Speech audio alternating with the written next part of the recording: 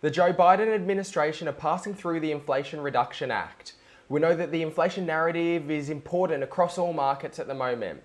And of course, investors as well as everyday consumers at home are watching to see where inflation heads from here. Today we're going to discuss what this Inflation Reduction Act is. It's nearly $700 billion worth of package. And then of course, importantly, we're going to talk about whether this Inflation Reduction Act will actually help to reduce inflation, or is there risks for it to potentially be inflationary and stimulatory with, of course, investments across some of the key sectors. Climate change, healthcare, corporate tax, it's a broad-reaching discussion. Stay tuned for this one. So having a look first and foremost, before we dive into the potential implications and effects of the Act, what is this Inflation Reduction Act itself? As mentioned, up to $700 billion worth of package. Inflation Reduction Act, it looks to address inflation with two key methods. First and foremost, lowering energy and healthcare costs for families, and on the other side, helping to bring down the deficit. And so at a high level here, you can see these aims and the way they're trying to navigate this. The deficit reduction of $300 billion worth, climate programs over $300 billion worth. This is the largest green energy investment in history, and a carbon emissions reduction of 40% lower than the 2005 levels, which is faster than the current policy rate, though of course it's not as fast as the 50% aspirational target. If you are interested in the potential implications for the climate and the EV sector, we dropped a videos diving into these specifically that you can check out after this one. And then having a look here at some of the more specific below the line nuances about this focus. Firstly, on the healthcare side, the Inflation Reduction Act is aiming to lower prescription drug costs and extend out health coverage. Medicare price negotiations are important, as well as the $2,000 out-of-pocket caps. We know that healthcare is a key input and contributor to cost of living pressures in the US.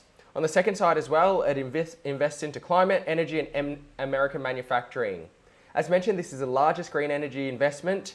Tax credits for clean energy, as well as for manufacturing. Electric vehicles, of course, have had some accelerants, and there was focus on the lithium stocks as well as electric vehicle stocks on the back of this announcement.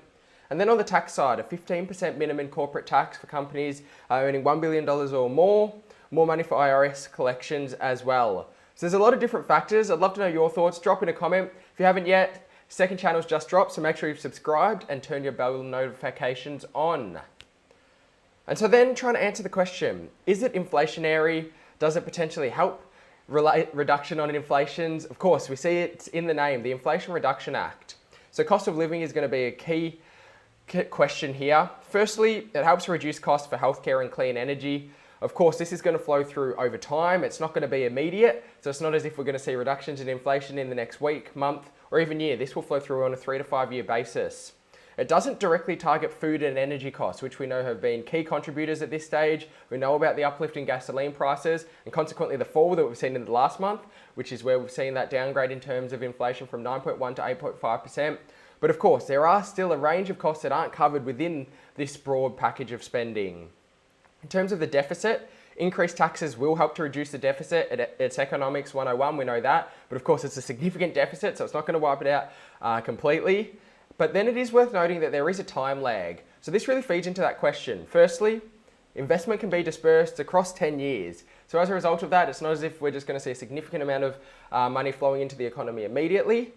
And it's not going to have an immediate impact on inflation. But what's fascinating is there were a lot of concerns initially about this type of spending and legislation, about how stimulatory it might be. However, from what we've seen, it is a little bit more pared back in comparison to the earliest, most aspirational types of spending packages. So it does seem like there's a little bit more consensus now that hopefully it's not going to be as near-term stimulatory. But of course, ultimately, at the end of the day, we know that it's not lying completely on the fiscal side to bring down inflation. Predominantly, that's the focus of monetary policy and ultimately the Federal Reserve and the central bank. And what we have seen is inflation has slowed for this month. Of course, this is just one data point. There's a range of data points we'll continue to look at. There's another month of economic data before the September rate decision from the Federal Reserve. But we saw inflation down to 8.5%, core inflation down as well, both lower than consensus forecasts.